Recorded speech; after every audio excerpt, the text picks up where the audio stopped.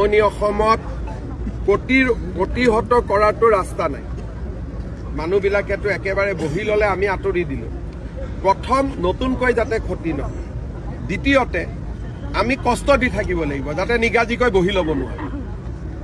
ইমান দিনে আমি কষ্ট নিদিয়াৰ কাৰণে তেওঁলোকে আকৌ মানুহ মাতি থাকিলে।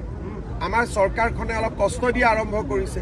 কষ্ট দিলে লাহে লাহে মানুহবোৰ আঁতৰি যাব। এদিনতে চমৎকাৰ নহয়, কিন্তু যদি 15-10 বছৰ কষ্ট দি থাকিব পাৰো তেতিয়া নিজে নিজে আপুনি স্যাৰ কৈছে ন্যায় এটা পাৰ্টিকে ভোট দিব। কাক ভোট দিব ইলেকশ্যনৰ সময় তেওঁলোকে সিদ্ধান্ত কৰি থাকিব, কিন্তু তেওঁলোকে ভোটটোত নাভাঙে। আমি ভোটবোৰ ভাঙি থাকো, ইজনক দিওঁ সিজনক দিওঁ।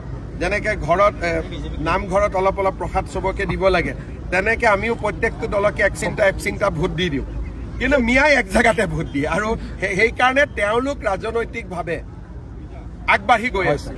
এতিয়া আমাৰ মানুহখিনিকো লাহে লাহে মই বুজাই আছো যে তেওঁলোক যদি একতা হৈ থাকিব পাৰে, আমাৰো একতা লাগিলে ভোটটো যি পাৰ্টিকে দিবি।